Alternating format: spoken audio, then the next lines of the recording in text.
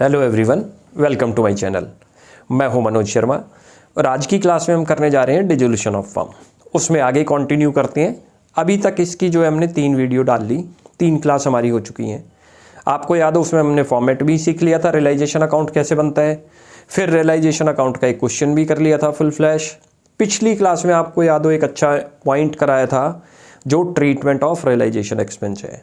आज भी हम एक अच्छा पॉइंट, इंपॉर्टेंट पॉइंट ही करने जा रहे हैं जो कभी कभी कंफ्यूज करता है कि किधर आएगा और किधर नहीं आएगा। That is called treatment of partners loan. Partner के लोन का ट्रीटमेंट क्या करना है, तो जरा उसके देखते हैं। उसके जो ना 4 सिचुएशन बनती हैं पार्टनर के लोन की कि वो रियलाइजेशन में आएगा या नहीं आएगा। मैंने आपको याद हो फॉर्मेट में लिखवा रखा है, पार्टनर्स का लोन रियलाइजेशन अकाउंट में ट्रांसफ़र नहीं करते। क्रेडिट साइड में ध्यान हो आपको, उनके रिलेटिव का करते हैं, पार्टनर का पर्सनल लोन नहीं करते। लेकिन कुछ सिचुएशन ऐसी हैं जिसमें हमें उसे करना पड़ता है। तो अब वो सिचुएशन देखते हैं कैसी है। देखो, पहला केस हमने जो लिया, बैलेंस शीट में आपको लोन दे रखा है और 30,000 का लोन है, उसके बारे में कोई इन्फॉर्मेशन नहीं है। या तो ये लिखा है कि जी उसके लोन का क्या हुआ, कुछ इन्फॉर्मेशन नहीं है, या ये पॉइंट दे रखा है कि उसको फुल पेड कर दिया। एक केस तो ये बना। 40 का लोन दे रखा है, 35 की सेटलमेंट हुई है। फुल सेटलमेंट का मतलब आज के बाद उनकी और आप फर्म की और पार्टनर के लोन की सेटलमेंट हो गई, खत्म। यहाँ कम पेमेंट हुई है। अगले केस में देखो मोर पेमेंट हुई है। और नेक्स्ट केस के अंदर जो है क्या है, पार्टनर ने क्या करा, जो लोन के अगेंस्ट में फर्म की कोई रिकॉर्डेड या अनरिकॉर्डेड असेट्स को टुक ओवर कर लिया। अब जरा इनको देखते हैं, इन चारों में क्या केस बनता है। देखो, पहला जो केस है उसमें कभी भी रियलाइजेशन अकाउंट में नहीं आएगा लोन, सीधा जो है बैंक अकाउंट के थ्रू पेमेंट हो जाएगी। इन तीनों केसेज में रियलाइजेशन में आएगा। तो एक एक को समझते हैं, तब आपको आराम से समझ आएगा। देखो, आपको जो है ना, आज मैं जर्नल एंट्री भी इनकी करा दूंगा, साथ में जर्नल एंट्री रटवाने का काम नहीं करेंगे। मैं उनकी आपको जो है ना ट्रिक समझाऊंगा कि कैसे जर्नल बना दोगे आप। जब कभी भी कोई आए, आप उसका लोन अकाउंट बना लो। ये ब्लैक से जो लिखे हैं क्वेश्चन है, ध्यान रखो। जो मैं ब्लू से करने जा रहा हूँ, ये सारे इसके सॉल्यूशन है। ये एज लोन आपने बनाया, आपको पता है कोई भी लायबिलिटी है तो लायबिलिटी का बीडी किधर लिखते हैं, क्रेडिट साइड। कितना दे रखा है, 30। जब हम इसकी पेमेंट करेंगे, रियलाइजेशन में नहीं आना, ये मैंने आपको बता दिया। जब कभी भी लिखा था क्वेश्चन में, या तो ये लिखा होगा उसको पेड कर दिया, या कुछ भी नहीं बता रखा होगा, तो हम ये अज्यूम करेंगे कि हमने उसको पेमेंट कर दी। तो किधर पेमेंट करी होगी, टू बैंक। ये रहा 30। ट्रांसफ़र की एंट्री हम नहीं करेंगे, पेमेंट की करेंगे, क्योंकि वो पेमेंट की मांगेगा। एज लोन टू बैंक, देखो कैसे पास होती है वो भी लॉजिक समझो आपको कि जर्नल कैसे बनाई जाएगी, लेजर से। ये लेजर अकाउंट है, ठीक है। डेबिट साइड में आ रहा है। कोई भी चीज़ जब जर्नल बनानी हो लेजर से, तो जो चीज़ डेबिट होगी वो क्रेडिट हो जाएगी, और ऊपर वाला अकाउंट क्या हो जाएगा, अपना रिवर्स डेबिट हो जाएगा। जैसे क्रेडिट करी तो ये डेबिट, या आप डायरेक्ट भी एंट्री करो। देखो, ये डेबिट में है बैंक, तो जर्नल एंट्री में क्या चला जाएगा, क्रेडिट में चला जाएगा। डेबिट होगा तो क्रेडिट, क्रेडिट होगा तो वो जर्नल में डेबिट बन जाएगा 30। और ऊपर जिस अकाउंट से आप लेके आए थे उसको एज लोन, खत्म हो गया। ये इसकी जर्नल बन गई। दोबारा से समझ लो, हमेशा लेजर बना लो, छोटा सा टी शेप में रफ साइड में बना लो, क्योंकि क्वेश्चन में जर्नल एंट्री यदि आपसे मांगता है तो आपको बस जर्नल दिखानी है, लेजर नहीं दिखाना। लेजर को टी शेप या माइंड में बनाओ कि किधर आएगा। छोटा सा टी शेप बनाया, जैसे हमने बनाया, ये रहा लोन अकाउंट बनाया, इधर 30 लिखते हैं। क्यों लिखा बीडी में, क्योंकि लायबिलिटी में। ना भी समझ आए तो लॉजिक बताता हूँ। जो बैलेंस शीट में इधर दे रखी होगी उसका बीडी क्रॉस करके लिखा जाएगा अपोजिट साइड में। अपोजिट में लिख दिया, टू बैंक कर दिया क्योंकि लिखा है कि पेड कर दिया, या ये लिखा है कि कुछ नहीं किया, तो हमें ज्यूम करने हमने उसकी फुल पेमेंट कर दी, तो टू बैंक करा। यहाँ से जर्नल बना लो। रटने की जरूरत नहीं है, क्योंकि रटोगे तो कोई ना कोई मिस्टेक हो जाएगी जर्नल में। आप सीधा कॉन्सेप्ट ऑफ ट्रिक अपनाओ। ट्रिक आपको बता दी, जो चीज़ लेजर में डेबिट होगी वो जर्नल में जाके क्या बन जाएगी, क्रेडिट, और ऊपर जो अकाउंट आएगा उसका नाम आ जाएगा, खत्म। ये जर्नल एंट्री बन गई जी इसकी। ये लो, इस केस में कभी भी रियलाइजेशन में नहीं आएगा जब कोई इन्फॉर्मेशन नहीं दे रखी हो, या ये इन्फॉर्मेशन है कि हमने उसको फुल डिस्चार्ज कर दिया, फुल पेमेंट कर दी। इन तीनों केसेज में आएगा जी। अब इनको नोट करते हैं कैसे आएगा। ये ए का लोन दे रखा है, यहाँ बता रखा है 40। अकाउंट बनाओ सीधा, आपको जो ट्रिक बताई, ए का लोन बनाओ। ये रहा, कितना दिखा रखा है क्वेश्चन में, टी शेप में बनाया, BD लिखा 40, कितने की पेमेंट हुई है 35,000, लिख दो 35। यहाँ क्या लिखेंगे जब पेमेंट हुई है तो बैंक लिखेंगे, और जो अब इस अकाउंट को जब क्लोज करोगे आप तो जो भी डिफरेंस जिधर भी आए उधर रियलाइजेशन लिख दो, किधर आ रहा है ये रियलाइजेशन। अब एंट्री पास करो, 2 एंट्रियां बन गई। अब देखो ये दोनों डेबिट है बैंक, तो एक में तो क्रेडिट हो गया बैंक, ये रहा कितना 35, और ऊपर अकाउंट का नाम क्या आएगा एज लोन 35, और एक और एंट्री पास होगी, वो क्या बन गई अब ये भी रियलाइजेशन क्रेडिट है, तो इसको क्या कर देंगे डेबिट है तो क्रेडिट करो टू रियलाइजेशन, कितना 5,000, और ऊपर क्या आ जाएगा एज लोन। या इन दोनों को हम क्लब करके भी बना सकते थे, क्लब का मतलब सीधा एज लोन में पूरा 40 लिखो और टू बैंक और टू रियलाइजेशन। यदि मेरे को रियलाइजेशन अकाउंट बनाना हो तो देखो अब रियलाइजेशन में कितना अमाउंट आएगा, रियलाइजेशन अकाउंट बना रहा हूं मैं, ये आपको दिखा रहा हूं। रियलाइजेशन में कितना लिखा है मैंने 5, तो आप क्रेडिट साइड में लिख दोगे एज लोन, ये लो 5,000 हो गया, ये एंट्री पास होगी। दोबारा से समझ लो 40 दे रखा है आपको, ए का लोन बनाओ, सीधी सी बात है, जिसके बारे में जब लोन के बारे में कभी भी आए टी शेप में लोन, रफ में लोन अकाउंट बनाओ। क्रेडिट साइड में लिखा 40, क्यों क्रेडिट में लिखा लॉजिक बताया, जो चीज़ आपको होगी ना समझ आए वो डेबिट लिखते हैं क्रेडिट। बैलेंस शीट से जब भी कोई अकाउंट बनेगा तो वो क्रॉस करके लिखा जाएगा, असेट्स का बीडी डेबिट साइड आएगा और लायबिलिटी का बीडी क्रेडिट साइड, तो ये क्रेडिट में लिखा। अब इसकी पेमेंट करो, कितनी लिखी थी 35 लिख दी, जो डिफरेंस आ जाए आपको प्रॉफिट या लॉस, इस क्वेश्चन में प्रॉफिट हो गया तो डेबिट में आ गया। रियलाइजेशन अकाउंट में किधर चला जाएगा ये क्रेडिट साइड, तो जर्नल समझ आ गई। अगला करते हैं जी, अगले में फिर वही है 10,000 है, लेकिन यहाँ पर क्या करनी पड़ गई पेमेंट, फर्म को मोर पेमेंट करनी पड़ गई, किसी वजह से उसका इंटरेस्ट बन गया होगा उस अमाउंट पर, या जो कुछ भी हुआ उससे हमारा मैटर नहीं है, हमें तो ये देखना है कि कितनी पेमेंट हुई है। ज़्यादा पेमेंट की firm is getting loss year, तो फर्म को लॉस हो रहा है, पहले तो ए का लोन अकाउंट बनाओ छोटा सा, ये लो जी ए का लोन अकाउंट ये बन गया। इधर बताया था आपको क्रॉस करके लिखना है 10, कितने की पेमेंट करी आपने 12,000 लिख दो बैंक करके। डिफरेंस अब इसको जब बंद करते हैं तो डिफरेंस किधर आ रहा है क्रेडिट, यहाँ क्या नाम आ जाएगा रियलाइजेशन, आ गया जी। अब एंट्री पास कर दो, एज लोन लिख के कितने का लोन था 10 लिख दो जी। एक तो एंट्री ये बना दो, देखो बैंक किधर आ रहा है डेबिट में आ रहा है तो इसको क्रेडिट लिखो। अब ये रियलाइजेशन किधर आ रहा है क्रेडिट, तो जब इसकी जर्नल बनेगी तो क्या बन जाएगी रियलाइजेशन अकाउंट डेबिट और टू एज लोन 2,000।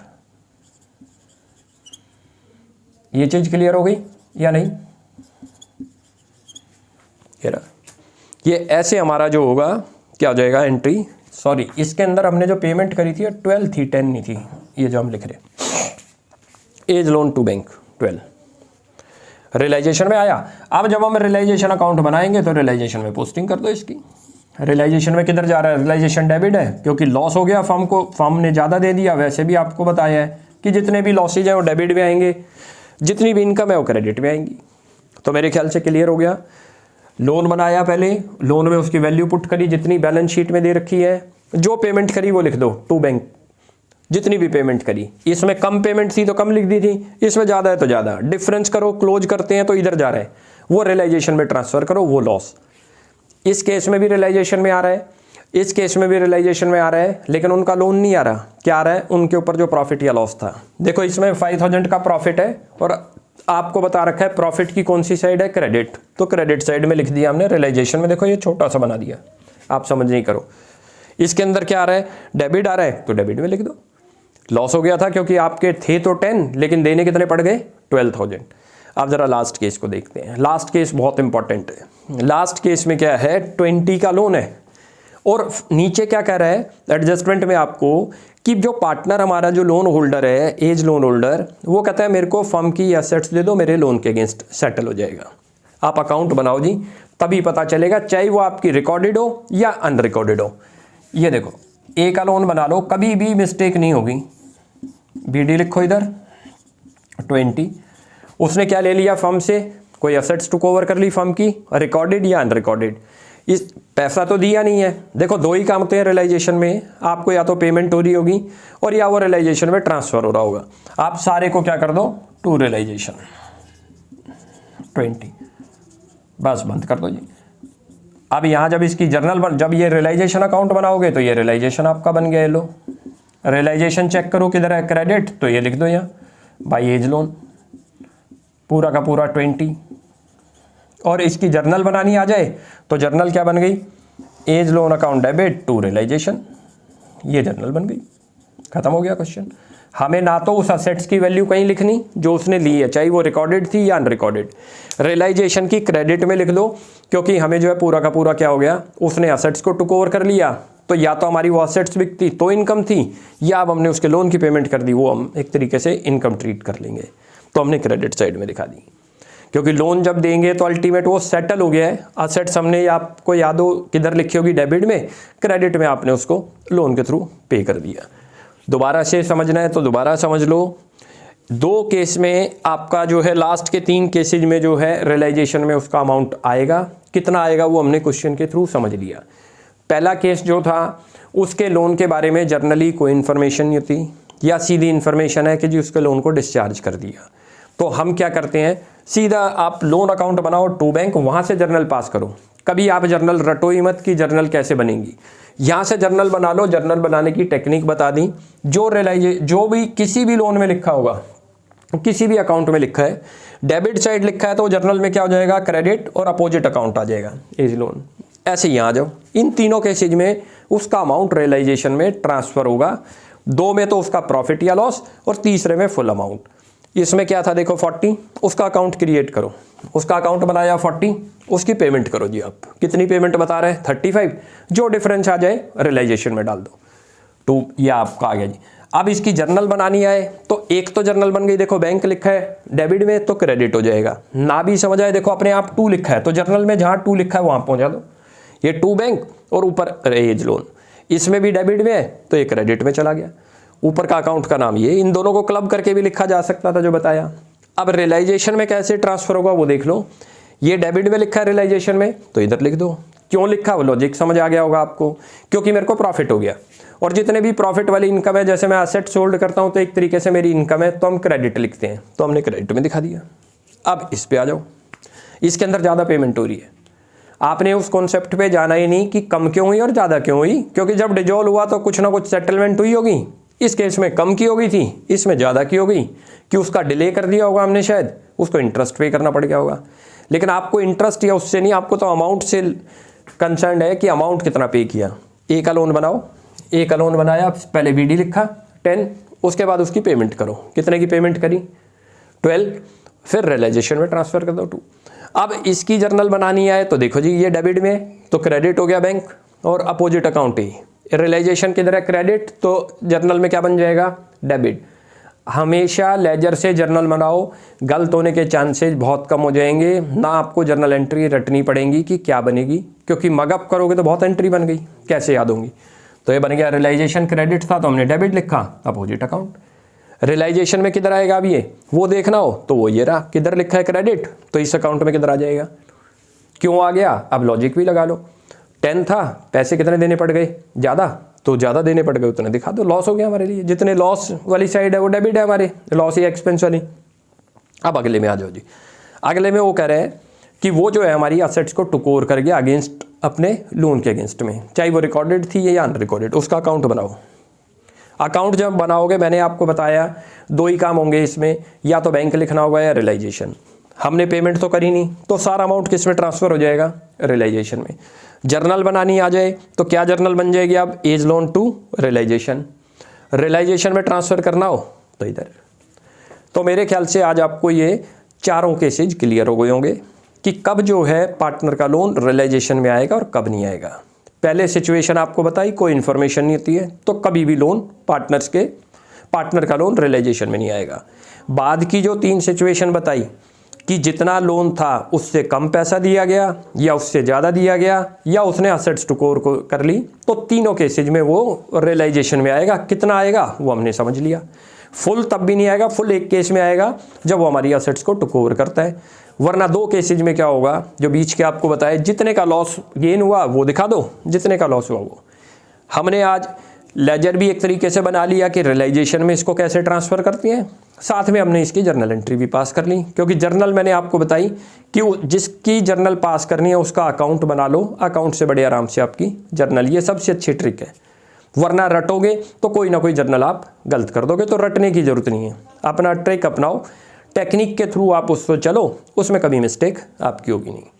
अब नेक्स्ट क्लास के अंदर जो है हम इसी का एक और नया पॉइंट लाएंगे, वर्कमैन कॉम्पनसेशन रिजर्व का, उसका ट्रीटमेंट कैसे होगा, क्योंकि अभी तक जो हमने वर्कमैन कॉम्पनसेशन रिजर्व का ट्रीटमेंट जो रिटायरमेंट में करा था, डेथ में करा था, यहाँ पर वैसा नहीं है, क्योंकि यहाँ पर तो पेमेंट होगी, वहाँ पेमेंट नहीं करते थे, आपको याद हो, वहाँ तो जितना क्लेम है वो लायबिलिटी में शो करते थे, यहाँ बैलेंस शीट बननी नहीं है, यहाँ तो जिस टाइम आप डिजॉल्व करोगे उस टाइम सेटलमेंट करनी होगी।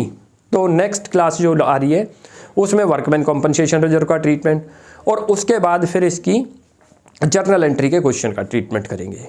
तो नेक्स्ट क्लास में करते हैं वर्कमैन कॉम्पनसेशन रिजर्व। तब तक आप ये पार्टनर लोन को अच्छी तरह समझो, कोई भी डाउट होता है you can ask in comment section. Thanks for watching my video.